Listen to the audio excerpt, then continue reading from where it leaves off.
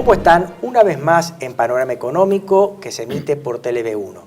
Hoy contamos con la presencia del maestro Héctor Giuliano, que es licenciado en Administración, especialista en temas de finanzas y deuda pública, y por sobre todo, una gran persona, un gran amigo, y en este canal TV1, junto con Horacio Cañi y Raúl Canicova, conduce el programa Crisis y Conflictos del Siglo XX, que ha sido un programa que ya se ha convertido en un clásico del canal y que recomendamos con mucho entusiasmo, y que ya va por las más de 70 entregas, ¿no? Héctor, bienvenido y muchas gracias por venir. Bueno, recíprocamente, Luis Alberto, muchas gracias a vos por la invitación.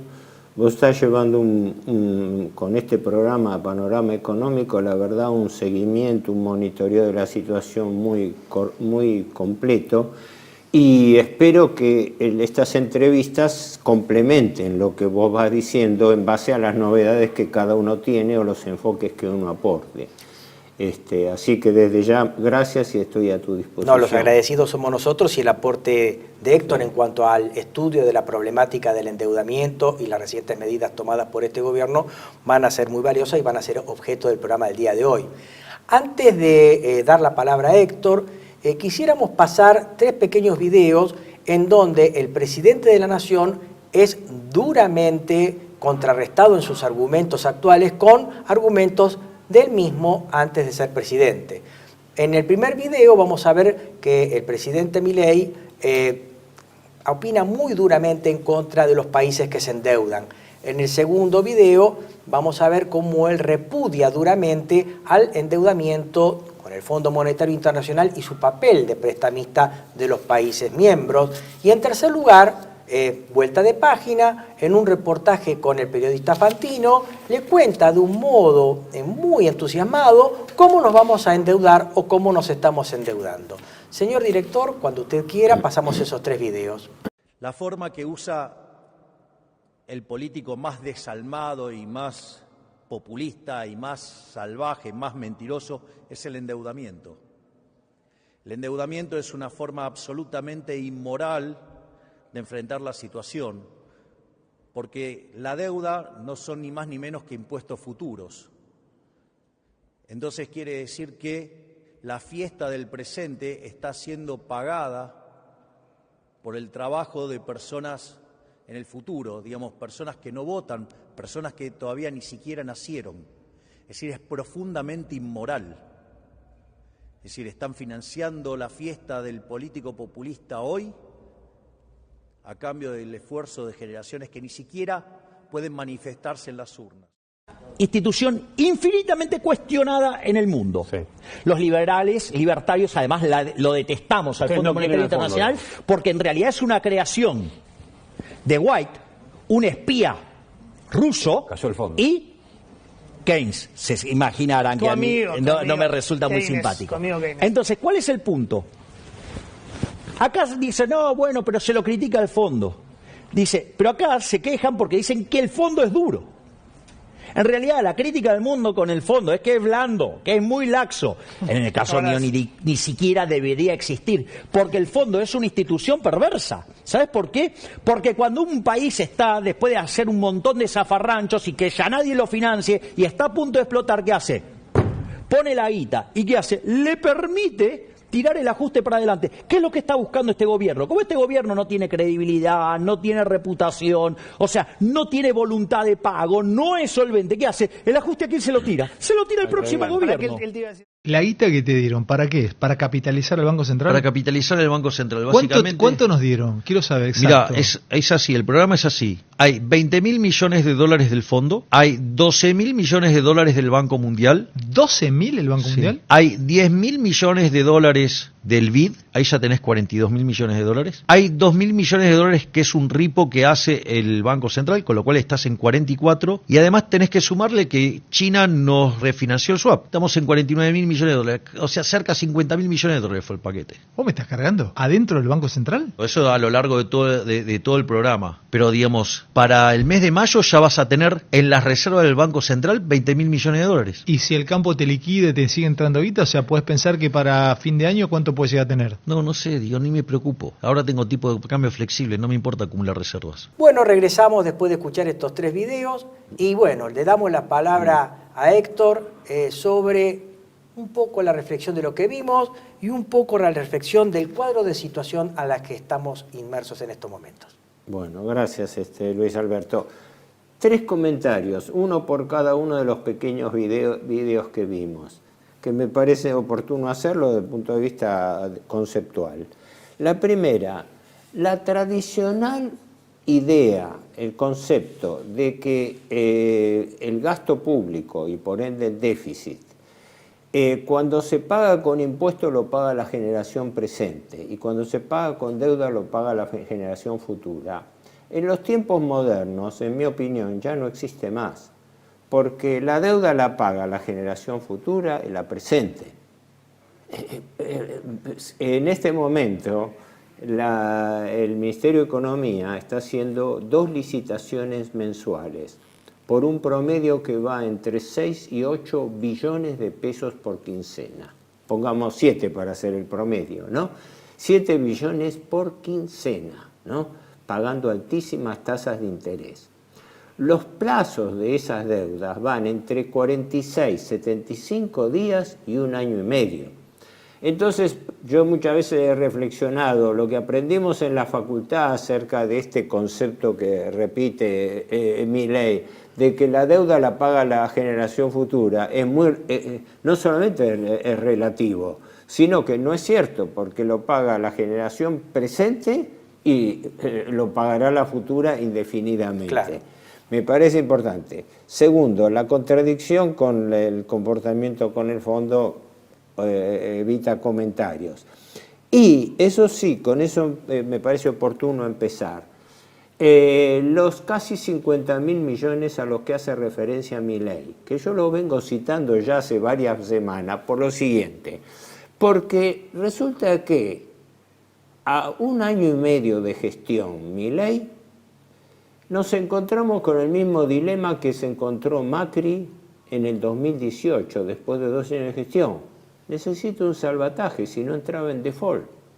Esa es la realidad, ¿no? Porque uno dice, yo siempre digo lo mismo, yo sigo el método, yo analizo hechos, no tengo información especial, ni se puede pensar en tenerla, el gobierno transmite información confusa, pero concretamente estas cifras que citaba, que son de texto oficial, 20.000 millones del fondo, 12 del Banco Mundial, 10.000 del BID y 2.000 del repo.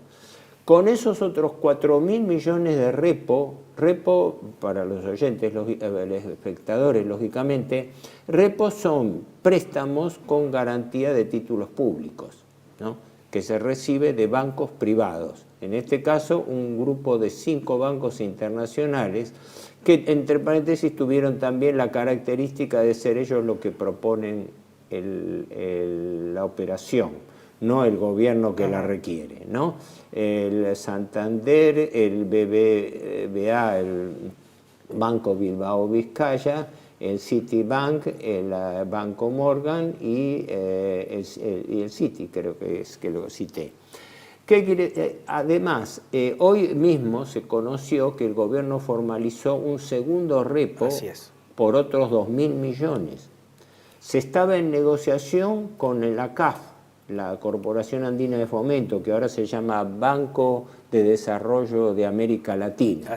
Así que estamos frente a ¿qué? A un salvataje. Y también tenemos la promesa del secretario del Tesoro norteamericano. En caso de emergencia. En caso de emergencia, que no tenemos la cifra ahí.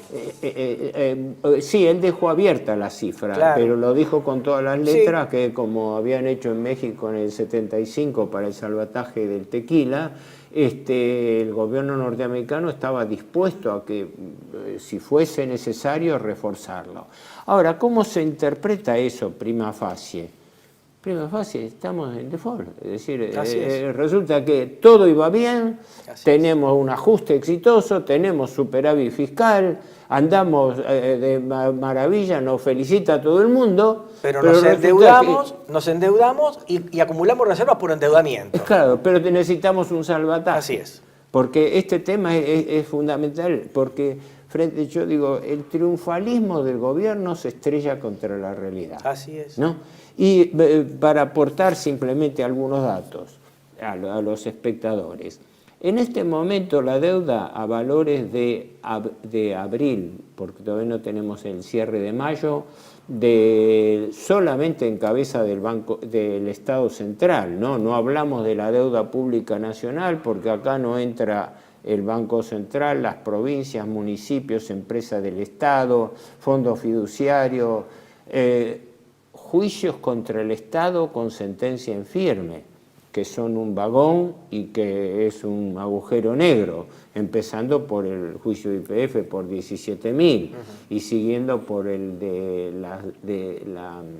el INDEC de Moreno, de la actualización de los bonos, ¿no? claro. También tenemos una serie de cargas. Solamente en cabeza del Estado Central la deuda suma 485.000 millones de dólares, ¿no? Hay una pequeña diferencia, 12.000 millones, 12.700, que esa es producto de mi agregado, que corresponde a los cupones ligados al PBI, porque los gobiernos siempre lo han considerado deuda contingente. Y yo interpreto que no es así. Lo que es contingente es la fecha y la forma de pago. Claro. Pero la deuda está contraída en firme, la arrastramos. Entonces, piadosamente tratan de disminuir 12.700, pero en las estadísticas oficiales figura. ¿A qué me refiero cuando digo cuadro de situación en materia de endeudamiento? Yo voy a los hechos y a los pocos datos oficiales. Lo tengo acá, cualquier cosa, pero me lo conozco de memoria. El 15 de septiembre pasado, ajustándose a las reglas presupuestarias, el gobierno mandó un proyecto de ley de presupuesto. Bueno, este gobierno tiene una particularidad, que es una irregularidad financiero-fiscal, a mi juicio, gravísima.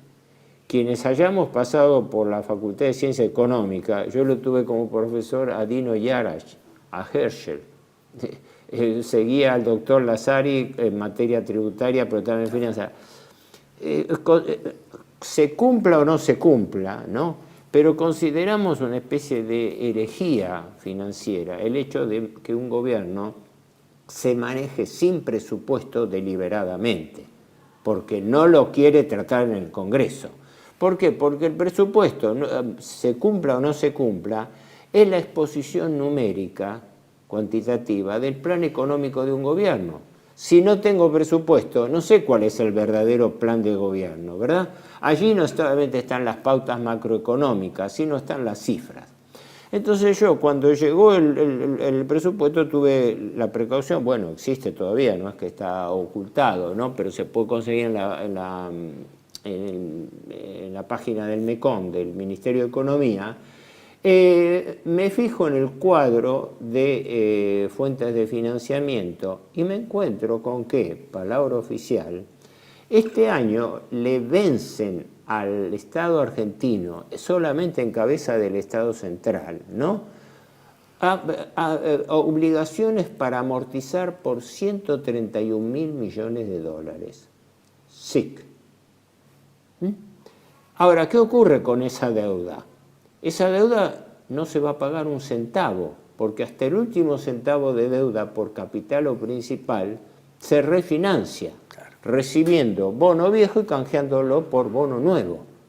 Pero estamos hablando de una cifra de 131.000 millones, a los cuales el gobierno le agrega la previsión de un aumento de deuda de otros 10.000 millones, que por lo que estamos viendo va a exceder con creces esa cifra. Más allá que parte de la deuda que hacía referencia a Milei es en realidad sustitutiva, ¿no?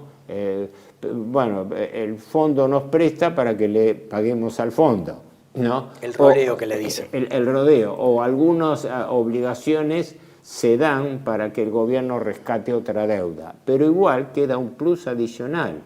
Y fíjate que hay algunas irregularidades como las hubo en el préstamo a Macri del 2018, como es el hecho de que el BID le haya otorgado una línea de 10.000 millones de dólares al gobierno para fortalecimiento fiscal, lo cual para mí constituye una irregularidad grave, porque el BID, como el Banco Mundial, están para prestar contra proyectos o programas. Está fuera del objeto de las entidades. Claro. Está fuera del objeto. Por eso insisto en que estamos frente a un salvataje que desmiente el triunfalismo Milei y que habla claramente de que, bueno, estamos frente a una situación de incertidumbre muy grande, y esto lo está demostrando las reservas de nuestros acreedores. Si no, seguiríamos teniendo un riesgo país de 700 puntos básicos. Ese 700 puntos básicos, aclaro para los espectadores, ¿no? Es la sobretasa por riesgo país que se suma a la tasa promedio internacional, que en este momento está en el orden de un 5%, promedio, sí. Algunos lo tienen más. Ese es del bono del Tesoro norteamericano. Pero te fíjese, Héctor, una cosa. Durante la gestión de Macri, en el movimiento especulativo de abril del 2018, estuvo a punto el gobierno de colapsar políticamente, vino este préstamo de emergencia, Christine Lagarde era la directora ejecutiva del fondo, el presidente era Trump. El salvataje era para que Macri no tuviera que colapsar en su presidencia y eventualmente habilitar una... Exactamente, y eventualmente asegurarse un segundo periodo. No ocurrió. En este caso estamos hablando de un salvataje para una elección de medio término por un par de diputados y senadores. Sí. Y no sabemos lo que va a pasar después de octubre o en inmediaciones de octubre, ¿no? Sí, sí. Incluso uno se fija en las licitaciones quincenales que hace el gobierno. Los cálculos de fechas de vencimiento están medidos para que caigan todos dentro del periodo de este mandato, ¿no? Así es.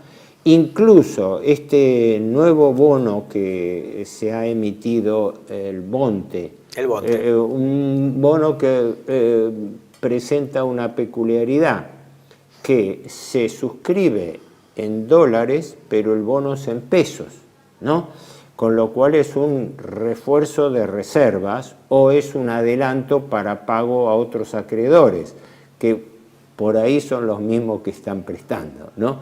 Como la deuda es secreta y nuestros acreedores no los conocemos, porque el gobierno no da a conocer la identidad de nuestros acreedores. Y aparte, ¿no? Está el Bopreal 4, la serie 4 del Bopreal también está.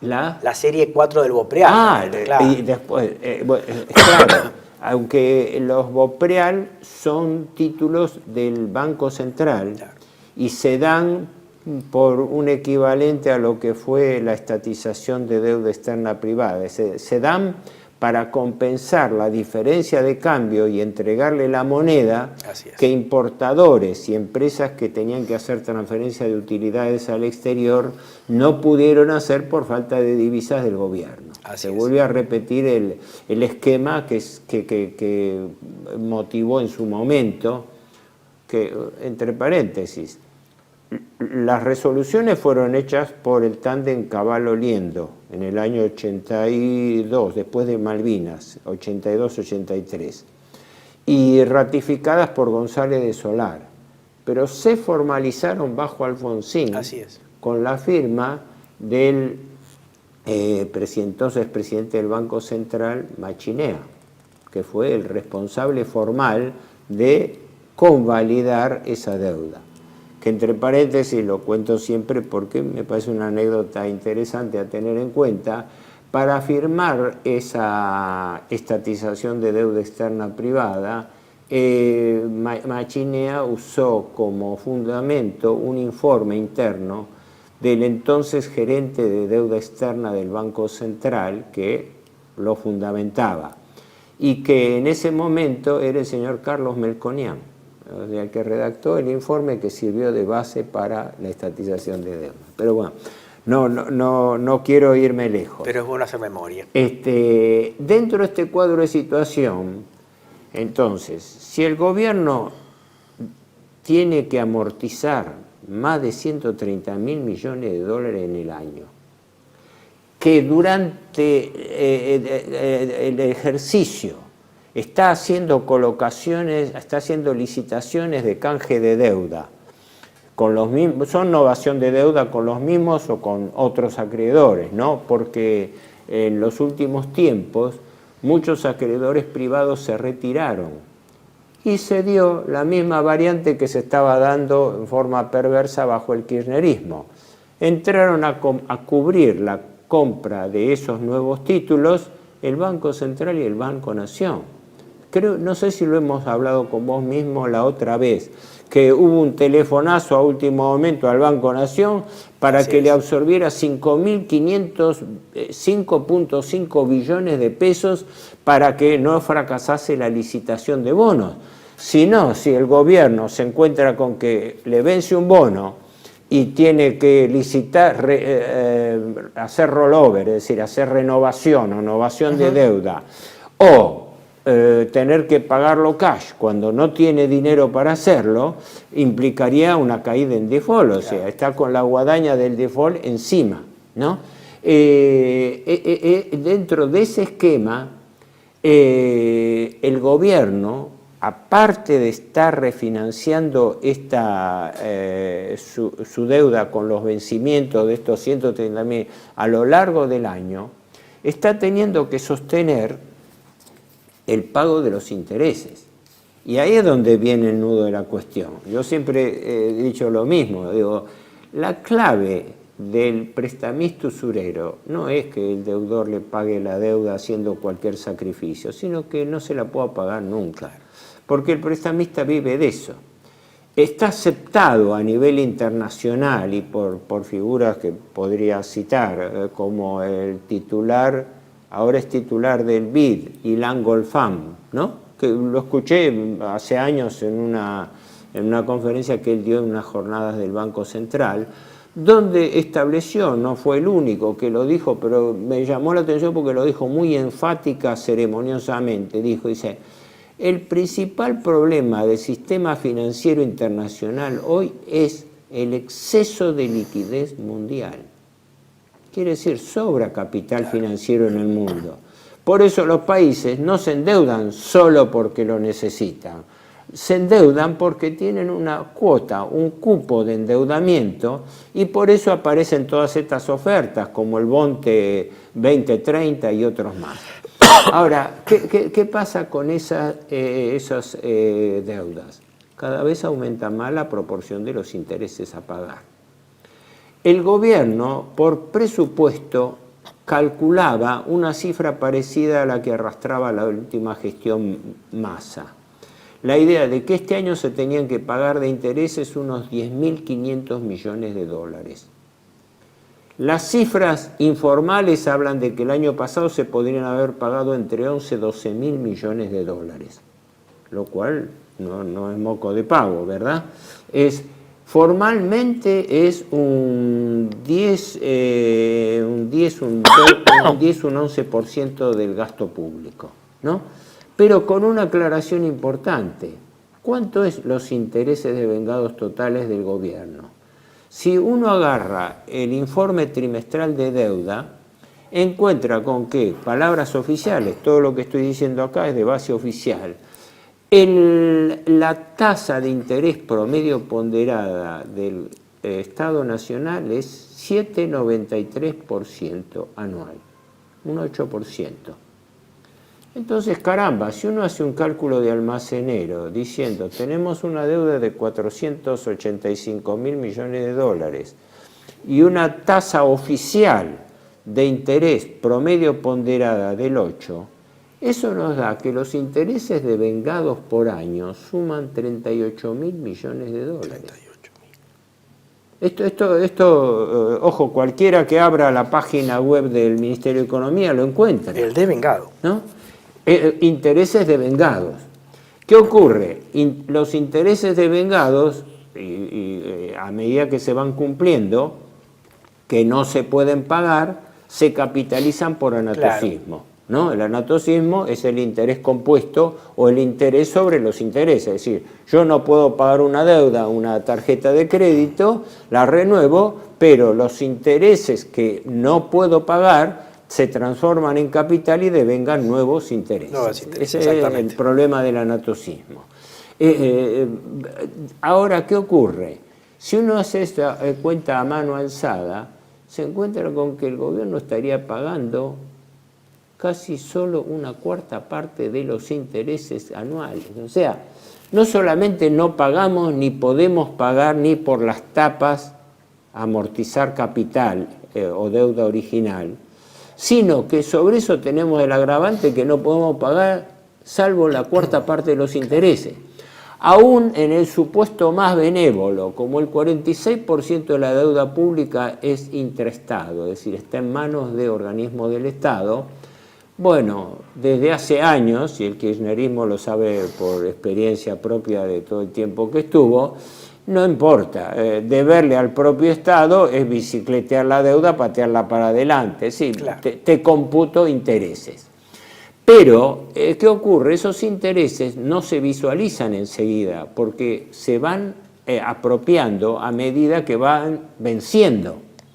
Esto, entre paréntesis, el que lo denunció, no estamos solamente hablando de gente de nuestra forma de pensar, sino Carlos Rodríguez del SEMA, que le imputó, que fue propuesto por Milei como presidente del Banco Central, él y también Roque Fernández como ministro de Economía, y declinaron, y lo dijeron ahora con todas las letras. Carlos Rodríguez publicó el otro día un artículo por la falta de seriedad de Milei, hasta habla de su inestabilidad emocional y mental. Sí, en un último artículo en El Cronista Comercial. Sí, o Infobae, sí. Puede ser que lo haya levantado también. Eso lo dijo públicamente, pero él acusó hace unos 2 meses a Milei de estar falseando el superávit fiscal primario, porque no computa los intereses de vengados. Que los intereses de vengados se transforman después en más gasto público y no se computan de tal manera en el cuadro del boletín fiscal, que viste que tiene dos capítulos, el capítulo de lo percibido y el capítulo de lo devengado. Claro. Entonces tenemos una deuda que se está incrementando solamente por intereses impagos en unos 30.000 millones de dólares al año. O sea, estamos frente a... O sea, un ajuste totalmente insostenible si solamente una cuarta parte de los intereses se pueden pagar. Exigirle mayores sacrificios a la población me parece que es totalmente inútil ya a esta altura del partido. Lo sería. Bueno, por eso el famoso problema. Siempre cito el fallecido profesor Walter Beberaggi Allende, que no sé si vos lo conociste, yo lo traté. Me acuerdo que más de una vez hablando conmigo me decía, Héctor, mire, entre emitir moneda y emitir deuda, por definición, aunque las dos formas no sean recursos genuinos, no sean con recursos genuinos del Estado, es decir, con superávit fiscal, pero de las dos formas perversas, siempre por definición va a ser preferible emitir dinero a emitir deuda, porque por el dinero que emito no pago interés y por la deuda sí. Claro. Y además la deuda conlleva una serie de condicionantes y compromisos, como lo estamos viendo, que vienen avalados a nivel internacional. Quiere decir que todo esto traté de apretarlo, dejando de lado otros datos laterales, para aclarar que, en mi opinión, estamos frente a una angustia del gobierno que no va a decir ningún gobierno y que me sorprende que tampoco diga la oposición. La angustia de que el llamado programa Milei ha fracasado. Ha fracasado porque si hicimos todo este esfuerzo para obtener un superávit fiscal de 10.4 billones de pesos, y esos 10.4 billones de pesos se dedicaron exclusivamente a pagar intereses, y aún así esos intereses son una tercera, cuarta parte de los intereses totales, por lo menos son la mitad de lo que debiéramos pagar a los acreedores privados y organismos internacionales. Quiere decir que desde el punto de vista estrictamente financiero del equilibrio de las finanzas públicas con respecto a la deuda ha fracasado. El gobierno Milei es un remake de Macri, ¿no? Es decir, nos salvamos con un paquete de 50.000 millones de dólares.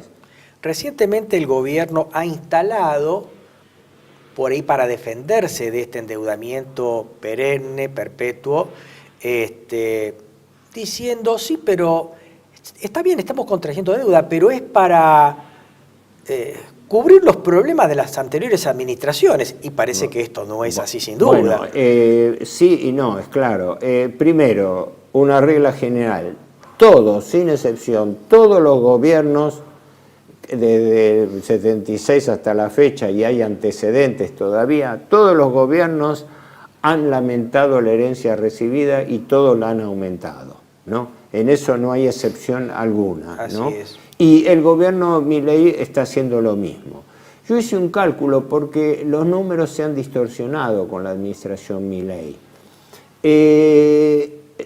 Alberto Fernández, tomando los datos a noviembre, a fin de noviembre, dejó una deuda pública de 438.000 millones de dólares. Redondeando los cientos de miles, 438. En este momento está en 485. Es decir, medido entre puntas, la deuda habría aumentado unos 46, 47.000 millones de dólares. Pero ¿qué pasa? En diciembre hubo una anomalía que se está blanqueando de a poco. En diciembre, cuando se produce la mega devaluación del 118%, La de diciembre, claro. es claro, la deuda pública en pesos, que era más de la mitad de la deuda total, creo que era el 54% de la deuda pública total, bajo la gestión Massa, fue canjeada sistemáticamente por bonos duales o bonos de tipo duales que indexaban la deuda por tipo de, lo decía directamente, creo que vos lo citaste también en alguno de tus programas. O en pesos o linkeados por la devaluación del dólar. Es claro, una de dos, o ambas, porque eran alternativas. Se indexaba la deuda en pesos por inflación o por tipo de cambio, el que fuese mayor. Claro. Entonces, durante la última gestión, el último año, la gestión Massa, la deuda se indexaba por tipo de cambio, porque el tipo de cambio iba variando. Después se produce un salto con Milei y ahora se está produciendo una indexación por inflación, pero que se sigue respetando el mismo esquema. Ahora, cuando Milei hace esa devaluación, macro devaluación de diciembre, computa una disminución de deuda por el equivalente de 54.000 millones de dólares. Esto lo dice el informe oficial. O sea, habiendo hecho una devaluación de más del 100%, produjo una licuación en el valor de la deuda. Pero es claro, esa licuación es formal, es aparente, sí, porque después mes a mes claro, lo va recuperando. Cuando se aprecia, se expande. Claro, de hecho, había un informe, un paper de un colega que había sacado la conclusión que en los primeros meses de Milei la deuda se había contraído. Claro, por la devaluación, directamente por un tema contable, se contabilizó en menos en términos de dólar, pero después con la apreciación fue aumentando. Exacto, aunque si vos te fijas en el cuadro de flujos y variaciones, los primeros meses, si no me equivoco, iban aumentando la deuda a un ritmo de 10.000 millones por mes, que después se afiató, porque al descender la inflación tuvo su repercusión en la deuda. Pero lo que digo es que no es que esa deuda haya desaparecido, desapareció contablemente, pero se está recuperando con la indexación gradual que viene reconociendo la deuda en pesos y las nuevas tasas por colocación de deuda en dólares, la deuda que se está refinanciando quincenalmente. Estamos hablando de tasas de interés que tienen un piso del 30%, pero que pagan más del 30% en pesos. Creo que el promedio de lo que se está colocando, aunque varía por título, porque cada título tiene condiciones, plazos, etcétera, pero la tasa promedio oscila entre 44, 45 y casi 50%.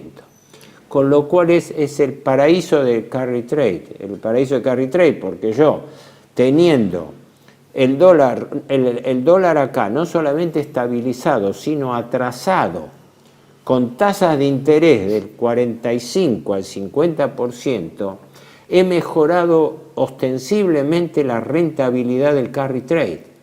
Por eso, en mi opinión, está bien, en la opinión de Juliano, en mi opinión, el gobierno trabaja para el carry trade. Porque sería un verdadero populismo para el sector financiero rentístico. Sí, es populismo, pero para el sector financiero rentístico. Héctor, hacemos una pequeña pausa y volvemos. Sí. ¿Nos acompaña? Esperamos un ratito los consejos comerciales y volvemos. Gracias.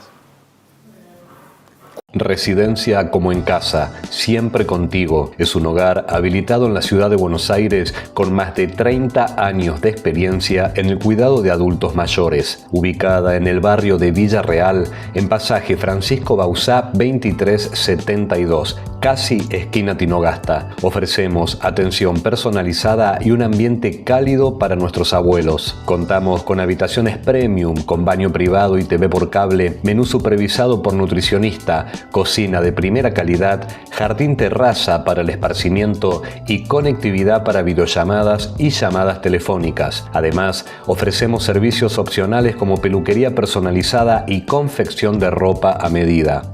Comunicate al 11 50 35 15 25. En Como en Casa, el bienestar y la comodidad de nuestros adultos mayores es nuestra prioridad. Los esperamos. Tele-V1 se complace en anunciar que estará transmitiendo en su canal Tele-V1 Clips valiosos programas emitidos antes de la censura sufrida. El lienzo prohibido, El revés del derecho, Combates por nuestra historia, Disenso, Historias de Malvinas, entre otros que podrán encontrar en este enlace.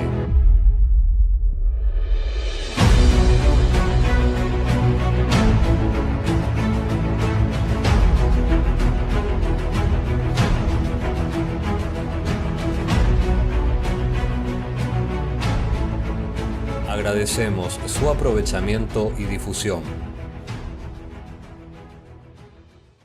Bienvenidos a CEPA, Centro de Estudios del Pensamiento Americano. Nuevo sitio web de cursos de formación en política, filosofía, historia, literatura, geopolítica, religión, psicología y más. Cursos de formación que reflejan el verdadero pensamiento americano. Lo invitamos a elegir el curso de su agrado ingresando en www.cepa.la.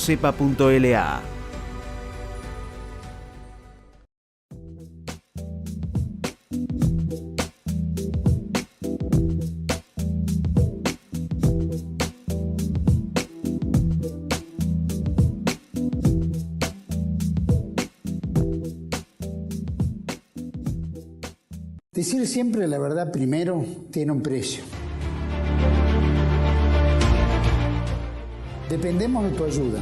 Tele-V1, toda la verdad primero.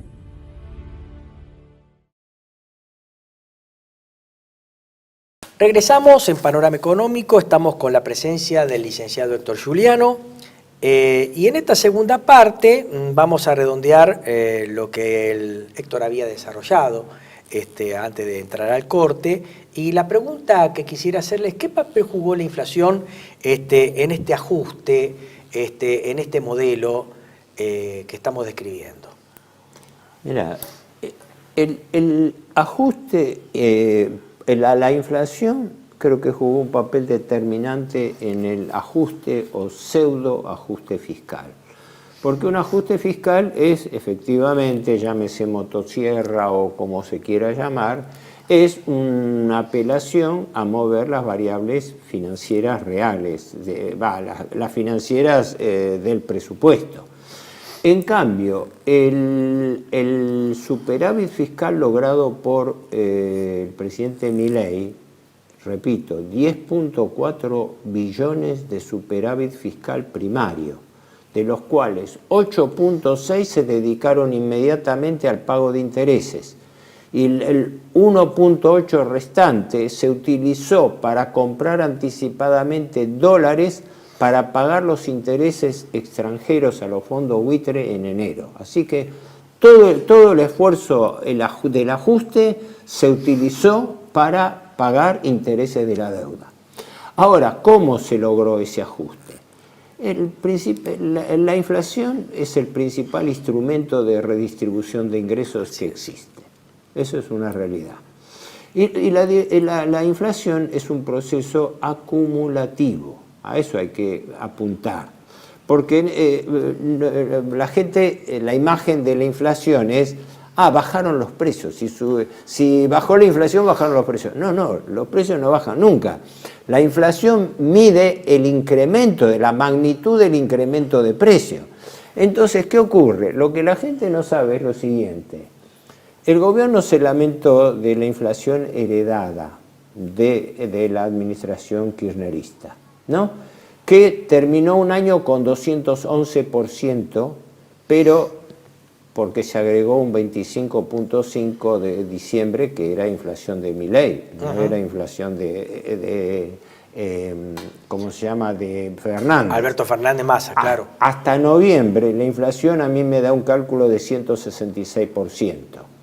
No era moco de pavo, había un proceso inflacionario. Si no me equivoco, en octubre Massa había llegado al 10 o 12%. Estaba en 2 dígitos, exactamente. O sea, acá no se salva nadie en materia de responsabilidad inflacionaria. Pero la gente desconoce esto. La inflación Milei, desde que asumió en diciembre hasta abril, es de 202%. Así es, de punta a punta. Sí. Caramba, el hombre que vino a derrotar la inflación hasta ahora no mostró que derrotó la inflación. Aparte, Héctor, fíjese una cosa, no hay ninguna diferencia entre el modelo de inflación vía licuación de jubilaciones o salarios de la administración de Alberto Fernández con Guzmán, Batakis o Massa, que con la de Milei. Salvo que en la de Milei sí hubo cierto ajuste de cantidades, por ejemplo, despido de trabajadores y también el cese de la obra pública, pero en ese sentido sigue la misma línea. La inflación es un articulador de la licuación de gasto. Exacto, hasta Milei lo reconoció en un momento donde dice, la diferencia entre mi gobierno y el anterior, refiriéndose a Massa, cuando le plantearon de que Massa estaba haciendo un proceso análogo, pero mucho más tibio. Así es. Dice, es que nosotros no vamos a hacer un proceso gradual, nosotros vamos a hacer un proceso de shock.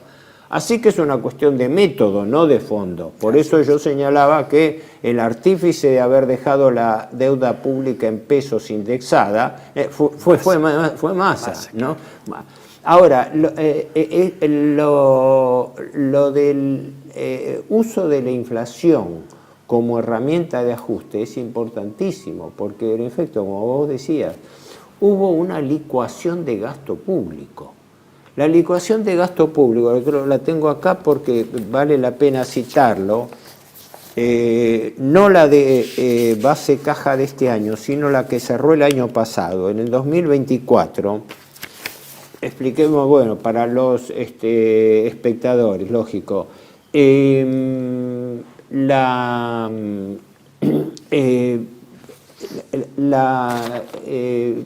medición que se hace es en valor absoluto y en porcentaje. Esto lo muestra la planilla de boletín fiscal. La inflación es favorable al gobierno porque le permite aumentar gratuitamente sus ingresos. Por ende, cuando existe inflación, existen dos beneficiarios: las empresas, que capitalizan la remarcación de precios, y el Estado, que recauda más por eso, porque cuanto más inflación hay, más se recauda por IVA, por ganancias, por bienes personales. Aumenta la base imponible del impuesto, claro. Claro, aumenta la base imponible. O sea que también lo que se observaba en la gestión Guzmán-Massa era el tema de que como los precios aumentaban las bases imponibles de los impuestos procíclicos. Por lo tanto, la gente terminaba pagando, por ejemplo, más IVA por la inflación. Exacto. Pero vos fíjate que el año 2024, comparado con el año anterior, Los ingresos totales del Estado, gracias fundamentalmente a la inflación, aumentaron 203%, mientras que el gasto público aumentó 133. 70 puntos menos. Esto fue la ecuación de gasto. Exactamente. La ecuación de gasto, porque incluso dentro de eso, las prestaciones sociales, que dentro de los cuales está la parte jubilatoria, que fue la que llevó la peor parte del asunto, aumentó también un 147%.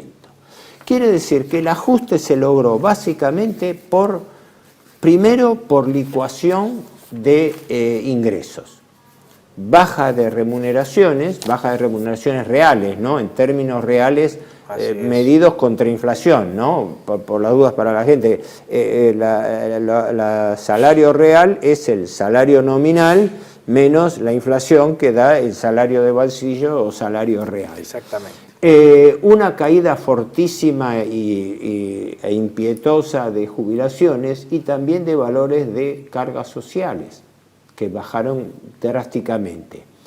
Eso unido a la suspensión de obras públicas. 2.000 obras públicas suspendidas, lo cual le significó un drástico proceso, no solamente de reducción, sino de generación de recesión. Exactamente. Por eso, lo que generó un impacto fiscal adicional por caída de la recaudación. Claro. Claro. Exacto. Fíjate que ahora el otro día leía un informe de una consultora que señalaba esto, que creo que el mes cerrado en mayo o el anterior en abril se registró en términos reales una caída de la recaudación, producto de la recesión movida por este procedimiento. Y el tercer factor... Pero una cosita quisiera agregar, Héctor. Sí. La recaudación no está cayendo en términos reales tan solo por la caída a nivel de actividad, sino por el efecto de cierres. O sea, destrucción de empresas. O sea, ese contribuyente ya no vuelve, digamos. Claro. Lo cual te genera otros grandes incentivos. Las recientes reformas de control de recaudación de impuestos han caído. Claro. Umbrales de control están cayendo, por lo tanto genera un mayor incentivo. Y una especie de blanqueo permanente sin recaudación, lo cual va a repercutir en el futuro desempeño de recaudatorio, ¿no? Sí, sí. Y otro elemento que vos lo sabrás mejor que yo, que es la cantidad de monotributistas que se borraron, o gente que pasó a la economía informal. Claro, claro. ¿No? Es decir, antes de estar tributando, cayeron en el pluriempleo, obviamente muy precarizado, pluriempleo muy precarizado, o eventualmente a darse en alta el monotributo para eventualmente tener una obra social, aunque modesta, tenerla y facturar algo, ¿no? Sí.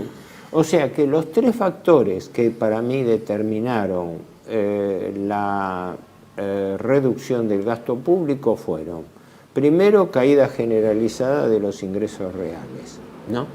Después, suspensión de obras públicas y programas en general, programas sociales de distinto tipo. Algunos, como el Ministerio de la Mujer merecido, otros, como ciertas reducciones hospitalarias discutibles, después otras despidos, algunos justificados, muchos en realidad lo que se acogieron fue al régimen de retiro voluntario, ¿no? O directamente les convino, porque por indemnizaciones, creo que las indemnizaciones son 10 o 12 meses que la dan, ¿no? No era mucho estímulo, porque el estímulo de irse con una indemnización, después cómo volvían a conseguir trabajo, ¿no? Significaba el pase. Y el tercer elemento fue el tarifazo, el golpe de precios y tarifas de servicios públicos, que entre paréntesis es uno de los factores que distorsiona el cálculo inflacionario, porque los servicios públicos, dentro del índice de la canasta básica total, tienen una ponderación baja. Porque la canasta del año 2004. Es claro, toma la canasta de 2004 con una ponderación baja, entonces en realidad No digo que estamos haciendo lo que hizo Guillermo Moreno en el 2011, 2007, ¿no? Pero ahí porque tomó valores artificiales, en lugar de tomar los valores reales de relevamiento de la encuesta permanente de hogares, tomó los valores convencionales de los que fijaba nominalmente el gobierno y que no cumplía nadie, con lo cual estaba distorsionando. Igualmente, Héctor, tenemos el problema, aparte de que la canasta sufre obsolescencia, un colega calculó que más o menos en términos anuales la canasta subestima la inflación entre 15 y 22 puntos por año, ¿no? Pero hay otro tema también. Este gobierno liberal está interviniendo en los principales precios de la economía, paritarias, tasa de interés, exacto, y también en la regulación de ciertos servicios que están pisados, o sea, están atrasados. Sí. Servicio público de transporte, combustibles, prepagas, están siendo autorizados. Por lo tanto, tenemos un esquema de inflación reprimida. Mira, vos citabas esto, justamente se le está censurando que por razones evidentemente electorales, ¿no?, el gobierno trata de atenuar en lo posible el impacto inflacionario este año, tratando de mostrar un índice de inflación decreciente, ¿no? Lo que está logrando, aclarando siempre que la inflación es un proceso acumulativo. Yo lo comparo con esto.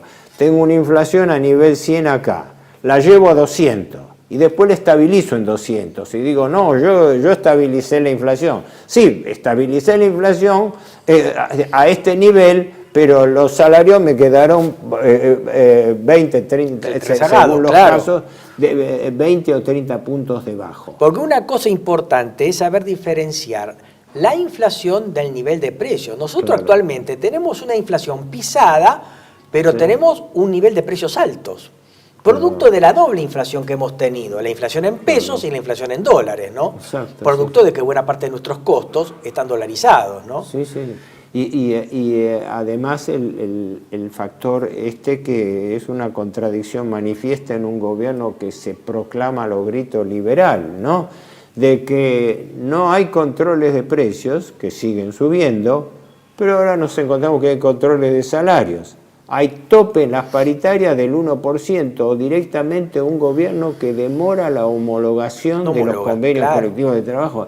Entonces, pero aparte por el tema del problema de la medición de la inflación, las paritarias van a ciegas, porque en realidad tenemos una canasta vieja, precios que no son sinceros. Entonces, digamos, si nos atuviéramos solamente al índice de precios oficiales, realmente se estaría negociando paritarias también a ciegas, ¿no es cierto? Sí. Mira, hay un factor importantísimo que no se tiene en cuenta, pero vos conceptualmente lo ubicarás bien. La inflación se define como el aumento generalizado y continuado de precios. Pero hay un factor tan importante como el primero, que es que la inflación se produce bajo un esquema de distorsión de precios relativos. ¿Qué quiere decir eso para los espectadores? Que no todos los precios de la economía aumentan en la misma proporción y con la misma frecuencia, con lo cual se produce un desajuste permanente, ¿no? Es algo así como el hipo al organismo, ¿no? Que una vez producido el desajuste, ¿qué ocurre? Se produce un arrastre en la cadena de precios. Es claro, el comerciante medio, y a mí la lista me vino en aumento. Entonces, si yo... pero si suben los precios de los combustibles, por ejemplo, aumenta generalizadamente.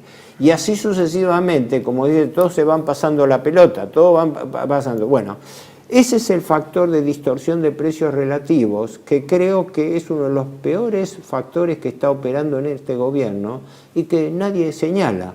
Yo le doy una importancia muy grande a esta distorsión de precios relativos porque es tan importante como la inflación en sí, porque es un factor determinante en este desajuste.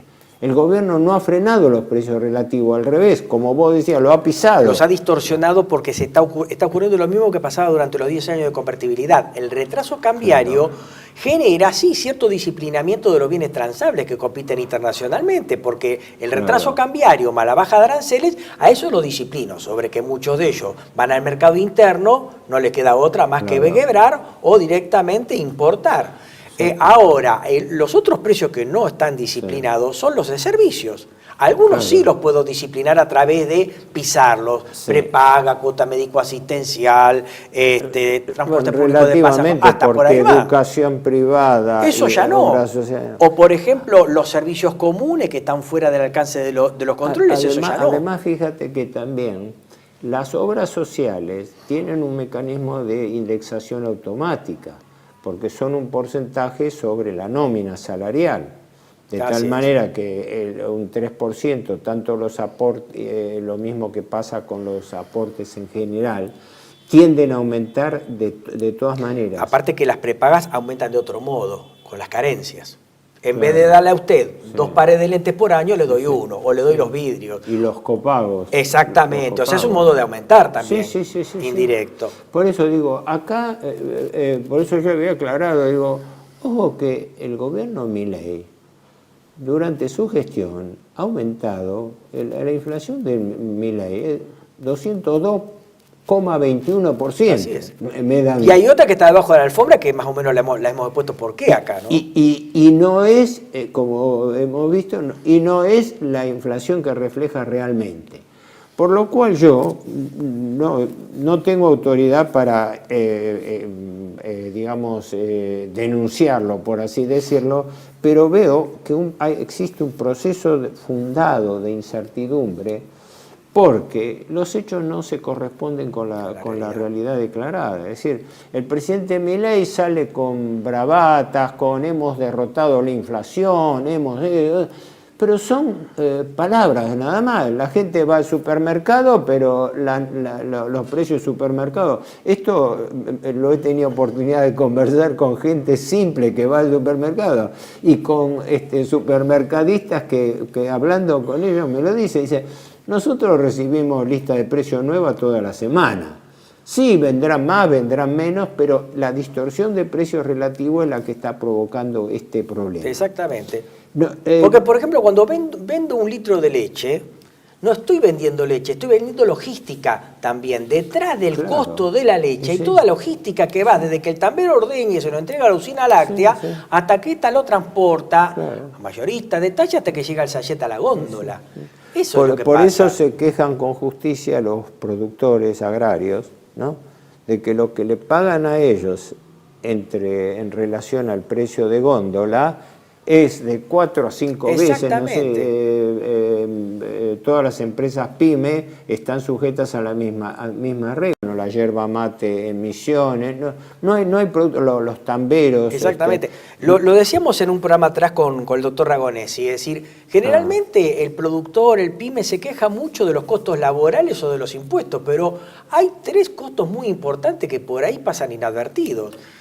Los alquileres, los arriendos rurales, los alquileres de los locales comerciales, el financiamiento, descontar un cheque, el financiamiento a 30, 60 días, el descubierto bancario, por ejemplo, y en el caso de los productores agropecuarios, la logística, el transporte, que les come buena parte del ingreso que obtienen por la venta del grano, ¿no? Yo hace años siempre vengo señalando que hay un costo invisible que nadie habla. Todos los economistas del establishment pueden hablar horas enteras sobre distintos factores de aumento de costos. Nadie habla del costo financiero. Exactamente. Como si no existiera. No. Es como un aliado del que yo no voy a hablar. Claro, de eso no se habla. Cuando veo que se detienen, pero es claro, el costo de transporte, por el impuesto. Eso se multiplica al infinito, mientras que el costo financiero no se menciona. Ahora, hay un factor importante que, aunque sea, le dedicaríamos unos minutos a las novedades de esta semana. Ahí iba eso. Si no quedó algo en el tintero, vamos a las últimas medidas. Bueno, primero y principal, confieso con toda honestidad que todavía estoy armando el rompecabezas de las medidas. Porque son medidas que fueron anunciadas y que se están instrumentando gradualmente, ¿no? Algunas de ellas con fechas de julio o siguientes, y que va a haber que desentrañarlas, pero concretamente estas medidas son una maniobra desesperada del gobierno para proveerse reservas y para poder pagar a los acreedores. Esas son las dos finalidades centrales, ¿no? Y la provisión de reservas comprometida con el Fondo Monetario Internacional ya es vox populi que no se cumple. No se cumple. Se cumple con deuda.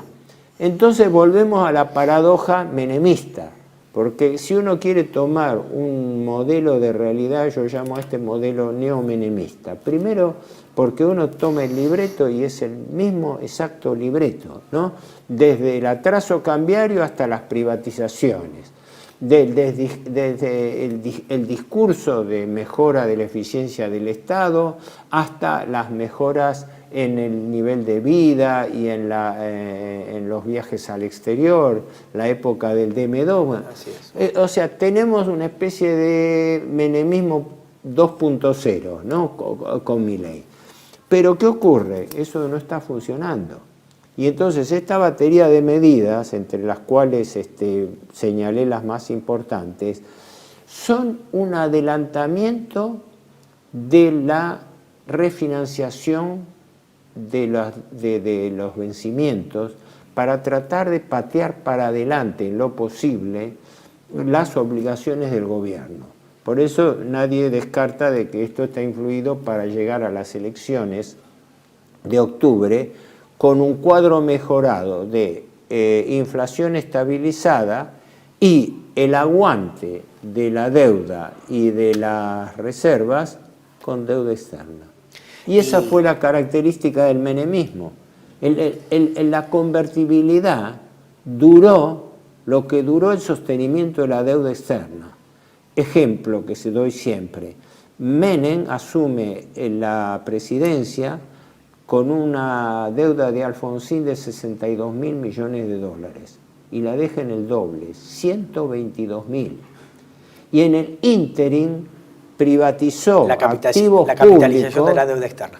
Claro. Unos 35.000 millones, y resulta que eran, entre otras, con el viejo argumento de pago de deuda con activos, diciendo, vendemos las empresas del Estado para bajar la deuda.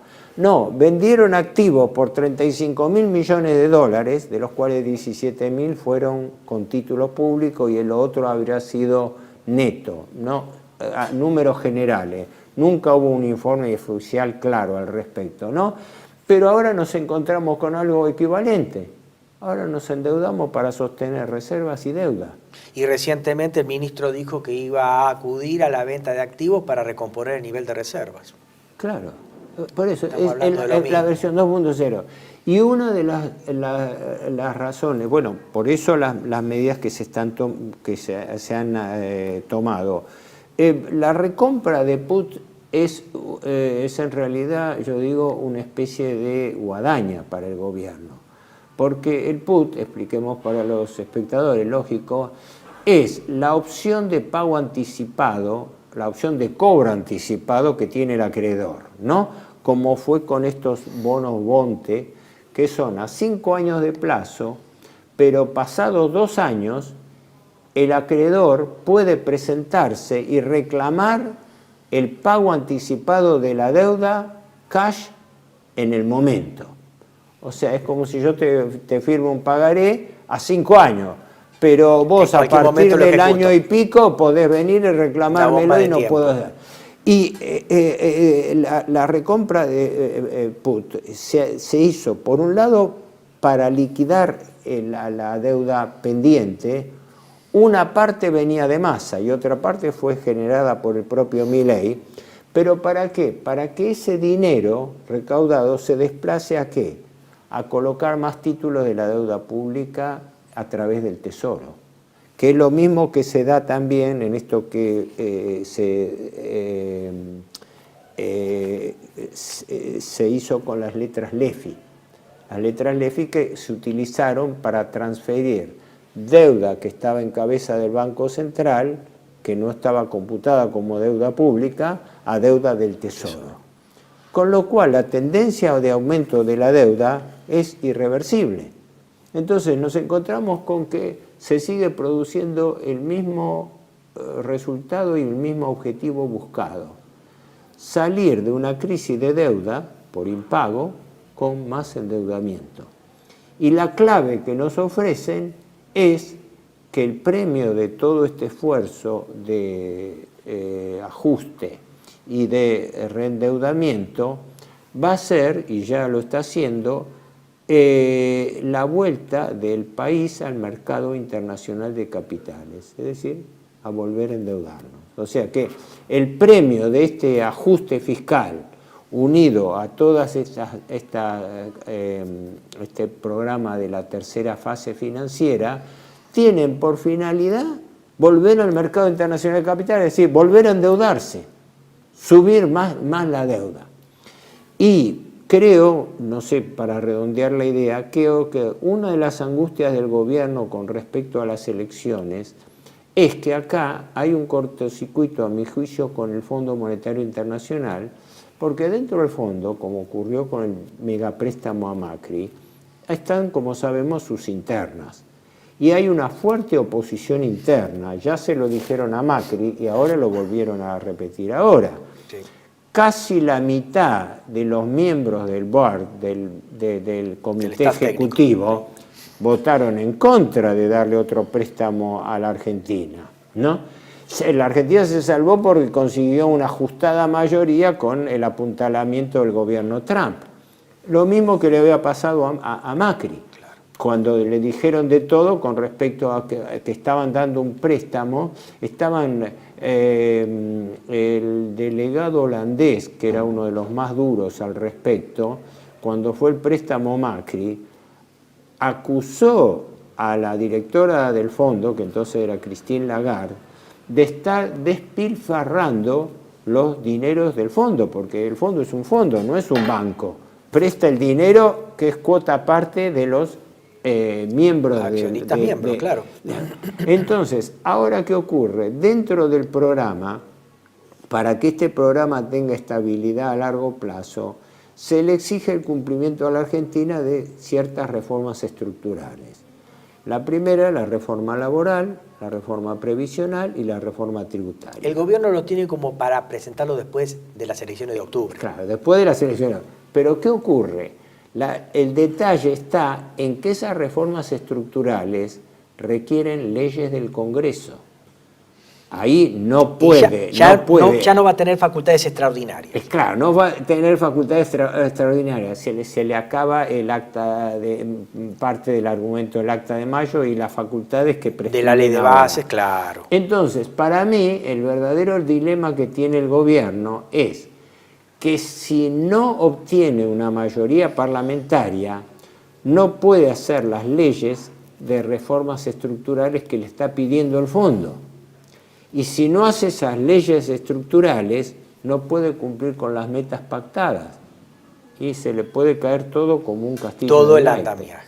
Por eso, a mi juicio, es la explicación. Yo no hago de esto un partidismo político, como te pasa a vos. Hacemos un análisis frío de la situación.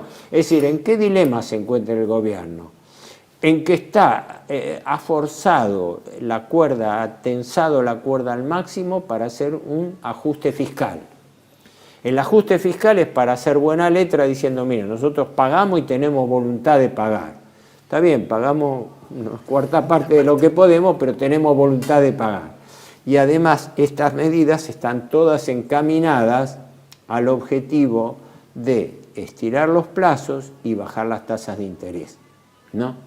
Pero ¿qué pasa? Las tasas de interés bajan si baja el riesgo país. Y el riesgo país no está bajando. No. Y además, ni cayó con el blindaje, ni cayó también con el fallo de la Corte de Cristina. Es claro. El problema no era ni con uno ni con otro. El problema es que este gobierno tiene un plan totalmente inconsistente. Amén, ¿no? Que a nivel internacional también está la pugna entre el gobierno Trump y la Reserva Federal, donde la Reserva Federal está advirtiendo, con Jerome Powell, ¿no? Está advirtiendo reiteradamente de que tendría que haber un aumento de las tasas de interés. Y las tasas de interés norteamericanas implican un aumento de las tasas de interés mundiales. La Argentina en este momento, el promedio que da el gobierno es un 8% de tasa de interés promedio.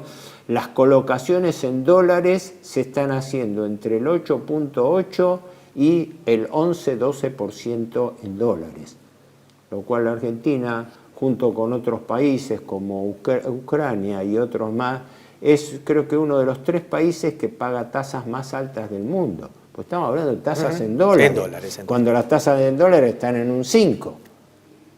Y estamos garantizando un bonte, el bono que suscriben en dólares, pero está nominado en pesos, con tasas de la tasa de política monetaria argentina, 29.5, 30%. Con lo cual tenemos un agujero en materia de coste financiero que no veo la forma que este gobierno lo pueda remontar, porque esa es la forma en que la finanza mata la economía. Es el eterno el problema, es decir, la gente confunde finanzas y economía, no se da cuenta que son 2 órdenes distintos, y la base del negocio financiero está, lo sabemos nosotros también por experiencia con nuestro maestro común, Eduardo Conesa, ¿no?, en la paridad del interés. Así es. La combinación o arbitraje entre el tipo de cambio y tasa de interés. Entonces vos fíjate lo que está ocurriendo. Estamos manteniendo tasas altísimas y con un dólar atrasado. O sea, le estamos dando la mejor combinación especulativa al capital financiero, mientras se le estamos restando a, por ejemplo, a los jubilados, que entre los cuales me incluyo, y estamos matando la economía real. Somos acreedores legítimos del Estado. Exactamente. No por los años de aporte. Acreedores especulativos. Héctor, se nos acaba el tiempo. Muchas gracias por la visita, pero esto va a tener un pronto desenlace. Seguramente motivará una nueva visita tuya a Panorama Económico. Desde ya te estoy muy agradecido porque nos has ilustrado muchísimo en el día de hoy. Y yo por tu invitación y el espacio también. Me siento muy halagado y me siento muy contento de que estés acá. Bueno, y bueno, señores, esperemos que esto haya sido de la utilidad de ustedes. La situación es bastante complicada, como les hemos dicho, y un poco como nos ha enseñado el maestro Héctor Juliano, estamos en medio de un modelo nefasto de deuda perpetua, ¿verdad?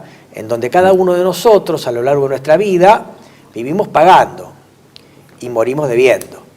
En algún momento esto deberá replantearse muy seriamente en la sociedad argentina. Nos vemos en la próxima entrega de Panorama Económico. Los esperamos y muchas gracias.